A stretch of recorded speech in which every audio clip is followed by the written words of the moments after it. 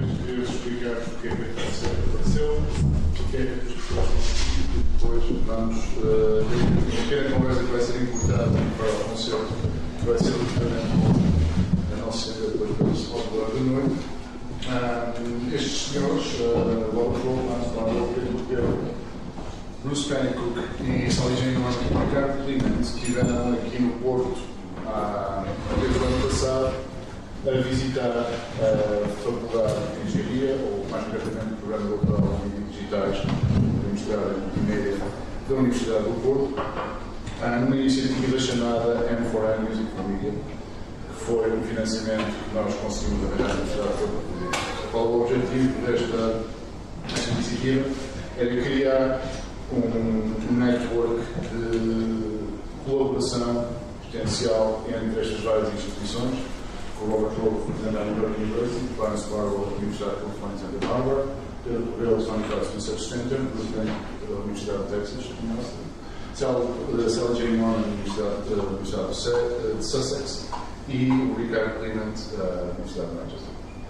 E então eles estiveram cá a fazer umas palestras, como vocês tiveram aqui a assistir a essas palestras, e nestes últimos 2 dias estivemos a fazer uma reunião privada para perceber como é que agora podemos estender a parceria. E achei por bem que isto, obviamente, não somos todos os músicos, isto devia acabar com um concerto e quiçá com um pequeno debate sobre o futuro da música. Não a música do futuro, mas o futuro da música. Já agora vamos tentar importar a conversa e estão desde já convidados a participar na conversa. Eu gostava que isto fosse informal, participativo, toda essa manipulação, mas fazia isto vai durante meia hora e depois por assim passava. Muito obrigado por estarem aqui. Guys, thank you so much for being here. It's been a great pleasure to host you here, and I was just introducing to the audience the M4M initiative and the goals. And I told them that we're not going to talk about the future of music. It's not the music of the future, but the future of music. And the reason I chose this theme was because, as I said, some of you already, our civilization, up until very recently, had this notion of projecting itself into the future and planning the future very thoroughly. And if you see that throughout the 20th century, even before, there was always, writings and texts and reflection that projected somehow into the future that actually happened. I think one of the problems that we are undergoing now is that I see very little effort of planning into the future. I seldom see people talking about, in 2060, in 2120, things will be like this. Or at least try to get an idea. I was born in the 60s, and during the 70s you had Space 1999, which was that series, the science fiction series in which the moon had left the orbit of the Earth and was traveling here. So there was all this science fiction and all this projected Star Wars. The other one. Star Trek. Excuse me, the track. There was all these things, and now it seems that we're living in the future. And the future of music is actually a text by John Cage that was written 66 years ago, 1937, where John Cage said, well, there will be the day in which there's this technology that will make people conquer all the possible sounds that exist. There will be the distinction between noise and musical sound will be blurred, and people will be making music completely different ways. And he was completely right. But at the same time, more or less, Edgar Varese was talking about music as organized sound. It was talking about new technology for making music. Before that, in 1913, Luigi Russo was writing The Art of Noises and his manifesto of how important it would be to create instruments, new instruments that portray a new reality. We're now living in the future. So I'm very honored to be here with people actually who helped writing that future. Robert Rowe did important work in interactive music systems. Clarence Barlow did major work in rhythmic composition. Phil Bill, even though he's still young, he's done remarkable work in using the internet as a performance space. Bruce Pennycook is a active composer in experimental interactive systems, and he also was responsible for the creation of one the important program in technology at the University of New York. So I'm very honored to have you guys here, and I'd like to ask you, in your opinion, what the music of the future, what is the future? I thought we'll start with Robert.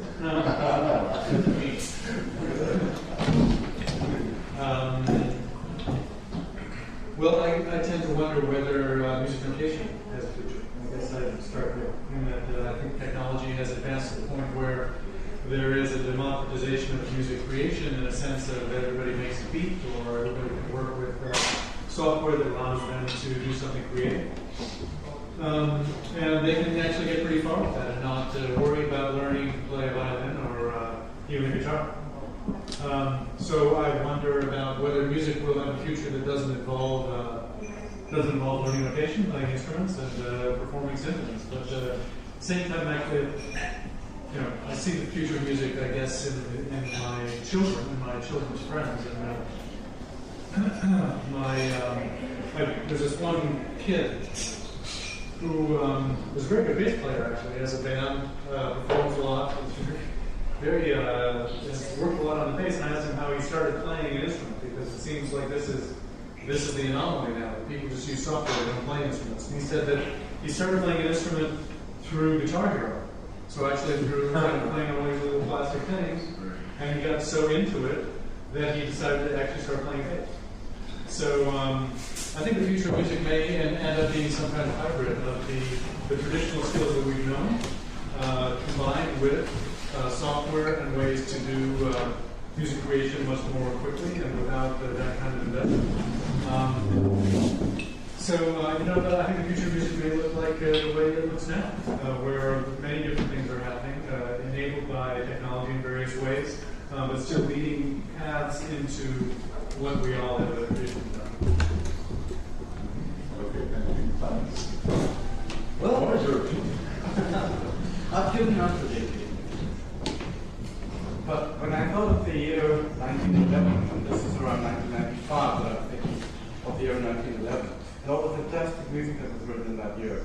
And also the beginning of the 18th century, when Beethoven and Schubert were all doing incredible things, I thought the turn of the century must actually give you something of a boost. And you must really think, wow, we're in a new century, and that inspires one.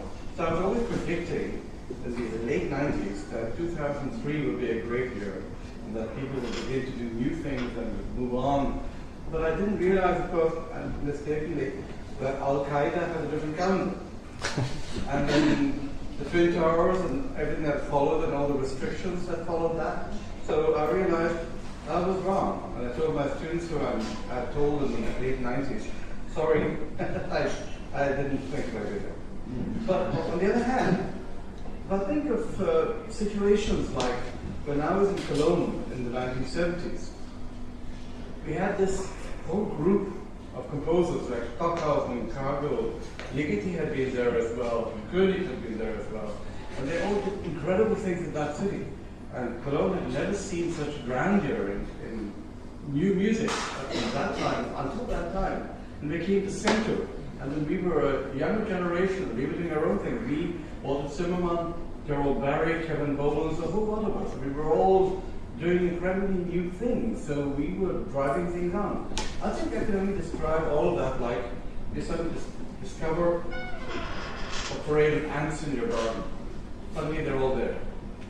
And maybe you have to get rid of them.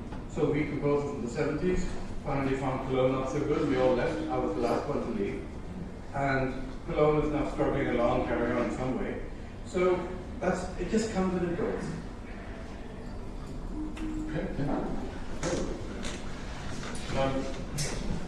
There are a couple of trends that I can see. One is a certain maturity about technology, and part of that maturity, I think, is to do with not falling into the romance of technology or thinking that technology is going to necessarily solve problems or present new solutions. I think there's embedding technology in everything that we do, and sometimes we take it for granted. Sometimes it's only when it causes problems that it comes to our awareness. But in any case, I think there's an increasing maturity in how we, operate the technology in music. It's just another aspect of everyday life that has technology built into that. So I see see the kind of hybridization of technologies as something that they part of the next generation of music making. The other aspect which I think interests me and certainly sees some movement in that area is the reclaiming the social aspect of music, music as a cultural practice, music as being something that's connected to a particular culture, a particular place, a particular way of operating. And I think that was forgotten certainly in the second half of the 20th century, in which music as an object that's kind of above all the messiness of human beings seemed to be the most prominent mode of thinking. I think we're coming back to the messiness, and I think that's a good thing. Which, in a way, is going back to pre-classical period music making, in which everybody had an experience of music making. So a little bit like what Robert was saying, that the democratization of music making, that doesn't mean that everybody's going to become a musician, but everybody can have that kind of one-to-one experience, the equivalent of being an amateur pianist and playing your two-part inventions, and then going to hear a symphony in the concert hall. There's a link there that is important in terms of, I guess, embodying music. And I think partly through technology, but partly through the openness of music culture these days, I think it's more likely that people have that embodied experience and then be able perhaps to engage in music in different ways. And technology is, I guess, in there as well.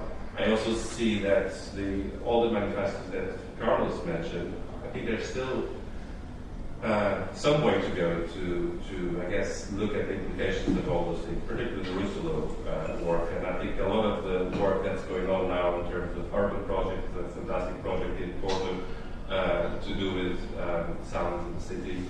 And I see more and more of those projects appearing in different parts of the world. And that is just another way of engaging with music that engages a much wider and larger community, and it's not constrained by the concert hall as other types of music might be.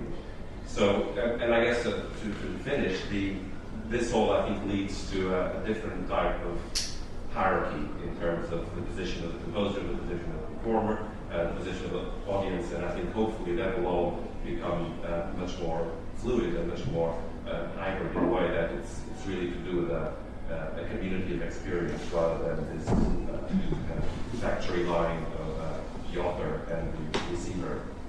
So I think that's some thoughts. Interesting. Can I interject on this? No, please. I'm just wondering, this whole idea of the technology freeing people, sort of, and empowering people. I'm wondering, is it in the case? I mean, technology also has, maybe you don't have the composer, the player, and the listener, but there's the technologists, I mean, the people who make the technology, and that sort of drives people into doing certain things and not others. Absolutely. Yeah. And at the end, you have people all using the same tool. But in different maybe explain that clearly. So when I was talking about the de-romanticization of technology means that these things exist and are there, and many times they're used for things other than they were intended for. Right? So there's cultures of changing playlists in Argentina that are totally unpredicted by software designers. There's interesting work in India with ethnomusicologists going in, recording a particular performance and immediately giving the CDs away to the community. So these are all kind of different modes of circumventing is another element of that. So I think what's happening is these technologies are just becoming part of everyday life. Some of them are used for what they were intended for, others are just being misappropriated, misused, transformed constantly. So yeah. Okay. Bruce? I'll take a slightly different track. I live in southwest U.S., in particular Austin, Texas, which calls itself the live music capital of the world, which I've retranslated to the live music singers-songwriters who don't get paid. And it's really about folk art and country music and songwriting and playing guitar and violin. And I don't think there's that channel. I often use the example when the Roman soldiers finished, whacking the Britons, they went to a bar, and there was probably a band. We have very good evidence that there was a band of something playing music as entertainment, and that channel isn't going to stop. That's a channel that has been around a very long time in every culture, even though agents like the Taliban deny people even listen to music, let alone play it. These are blips. There's been this channel of making music with whatever resources you have forever, and it's not going to stop. We got enamored with electric guitars. I guess we're still enamored with electric guitars. Today, people can make whole tracks, make whole tunes, make whole mixes at home on their inexpensive PCs with freeware. That's an interesting change. But it's still kind of making music with the stuff you have. If you have, as we heard yesterday, handmade wooden marimbas, that's what you play. And that's how you make music. And nobody's going to stop doing it. I don't think. So the other question is, will we stop playing the Beethoven string quartets? And I don't think so. I don't think so. So now we're talking about fine art, and the fine arts are very healthy right at the moment in respect that the institutions, colleges, Lincoln Center or Casa Musica, whatever, are continuing that channel. I don't see that channel ending either. So what's up the Dallas Symphony? St. Louis Symphony, Milwaukee Symphony. No, I know. The large ensembles, it may not be economically viable for much longer. I see across the street they're doing Verdi Requiem. But here was that written. It's probably with the recording of the orchestra. Really?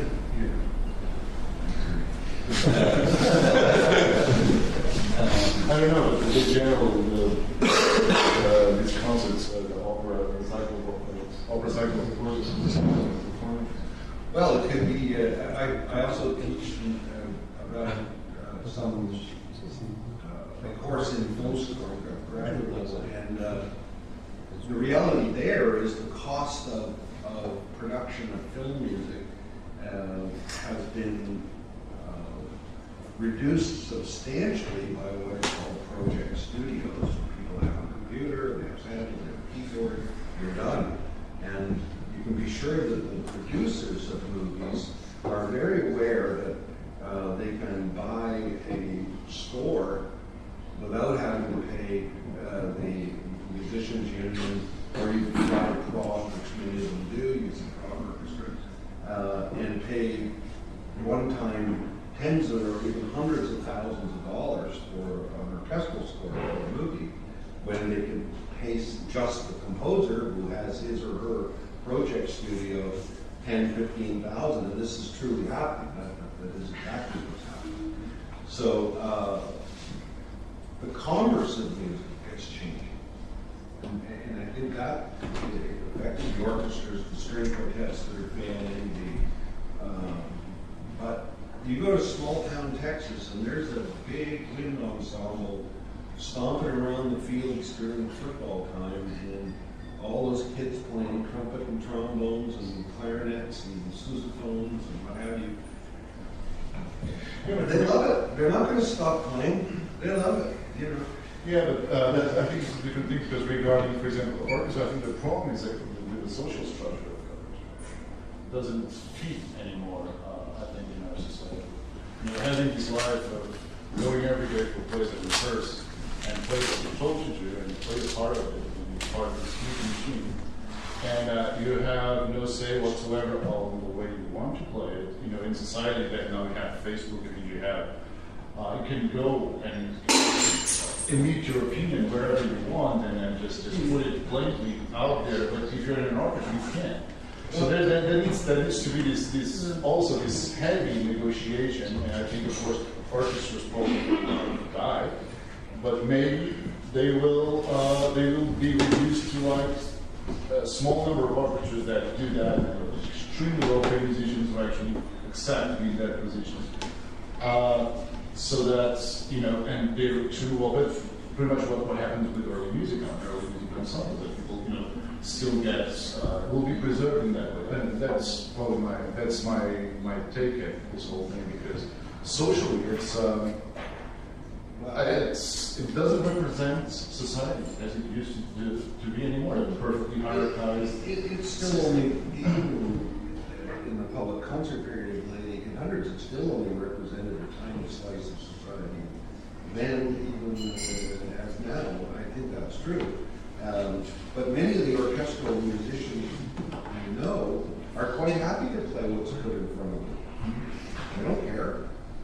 That's what they trained to do for 25 years, and they're quite happy to play Brahms symphonies. And they're not chafing at the bit to go do something else. The orchestra's in good spot. There's no doubt about that. Because other thing that happened, and sometimes I think about this as probably what happened with the revolution in music technology recently, with all these sample orchestras and all that. That's more or less what's happened in the Industrial Revolution, that all of a sudden the machines started replacing human labor. Of course, it's these things. Oh, absolutely. The number of working musicians in Hollywood is about half what it was 10 years ago. Because why would you need to have, like 80 or 90 people who probably, of which, only 10 or 15 are happy for actually doing what they do, because they're very good at it. The other ones are sort of mediocre and have like a day job there. They could be, selling tickets or encyclopedias elsewhere. Sorry.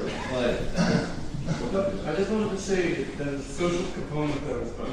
Now, Santa Barbara is a city of very rich people, and some poor people too, and people in between like myself. But they want the spectacle of having an orchestra. The Santa Barbara Symphony Orchestra is not one of the best orchestras, but these people will definitely not give up the privilege of going and watching an orchestra play. They're not satisfied with just getting a recording. It's an event.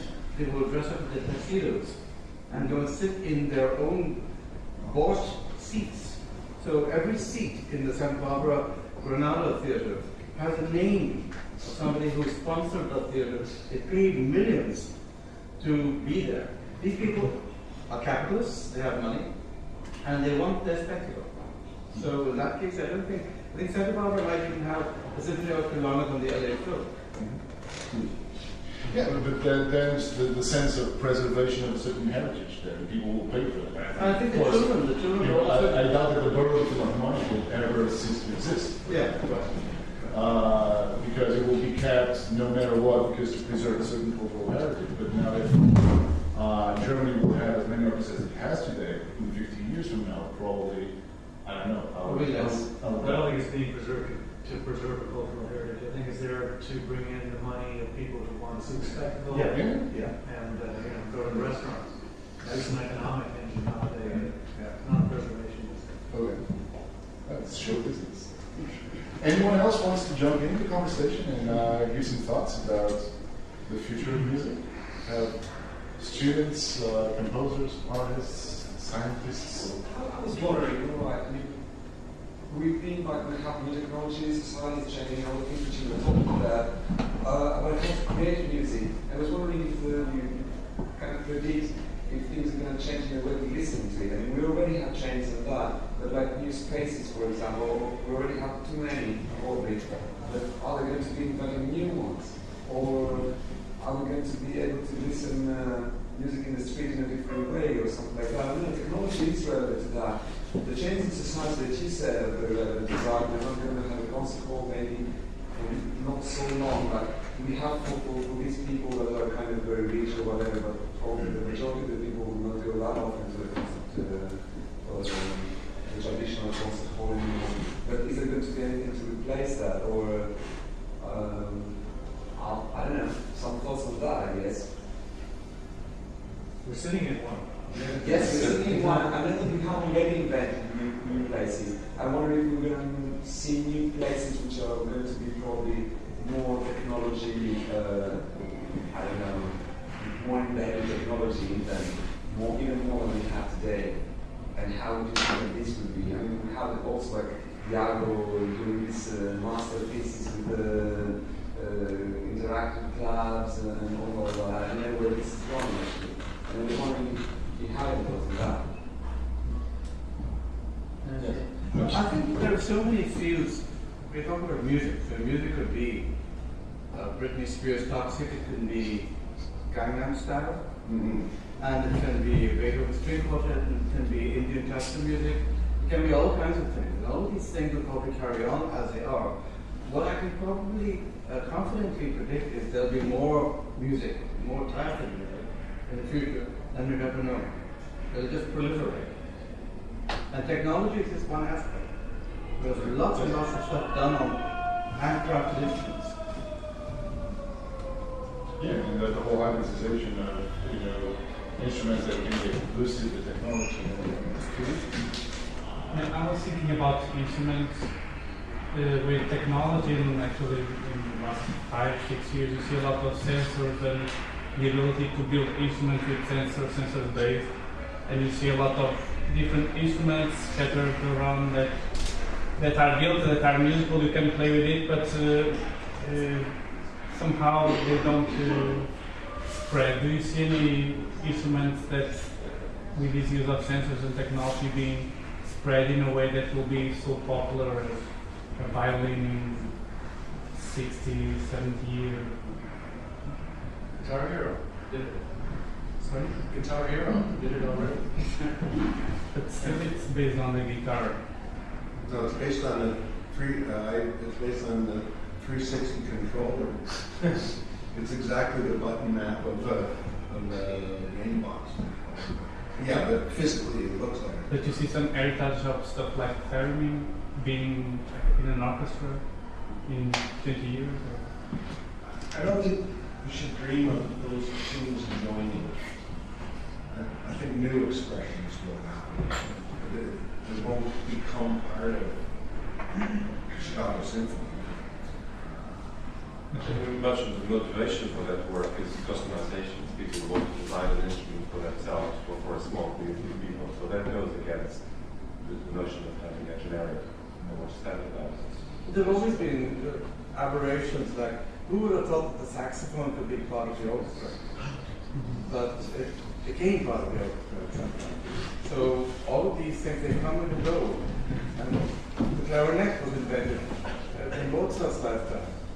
And John Young's formative, you wouldn't have thought. But there are many instruments who have been dropped. So technology, I think, will be just one of many things driving instrument building, sounds. It'll be just one of many. I think commerce is a huge factor here. Let me just ask, how many people bought a CD this month? Zero. This last month.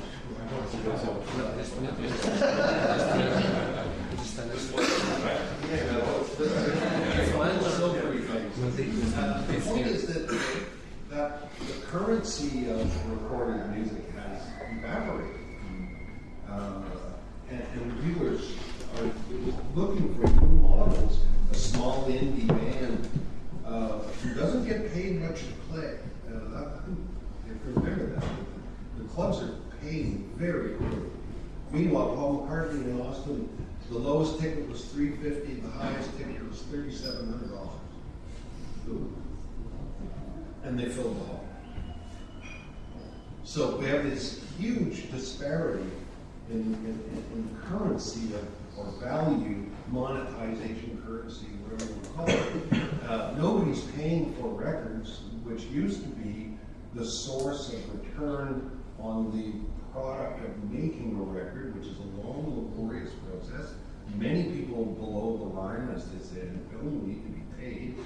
The person who made the tables with the microphones and all those people in the studio, it's falling apart. The studios are falling apart. There are far fewer. And China's been helping. And China's been helping. Well, the commerce side, what I'm hearing from the indie bands is they're looking for ways of, using social media advertising. To me, that sounds awful, but maybe it'll work. I don't know. Yeah, but when you see in different models, that's 59 cents per song with iTunes, the Spotify subscription, and that, maybe some of these will develop, some won't, but they do change. It's not just a distribution thing. They do change the way we listen to music. We go back to that.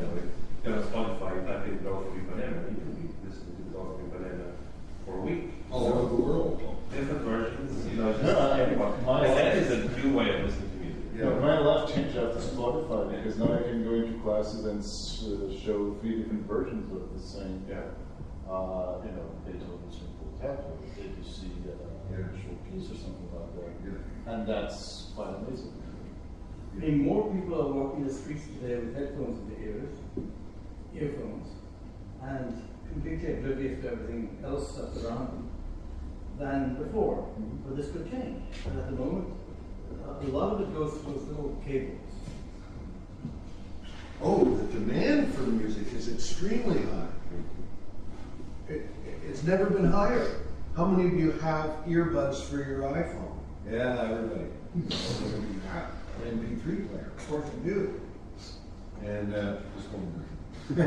most do. And but yet nobody pays for that, or pays pennies for what they're listening to. Now the demand is very high for recording. We know that. Okay, any more questions? Great, let's go to the fun part of the show. Gentlemen, thank you so much once again. And it was a real treat for me having this opportunity to learn you all over at the same time in Portland. It was a lot of fun. And now we're going to have a concert. The order is in the poster outside. Some music from some of us were here in the living room. For you. Okay, thank you very much.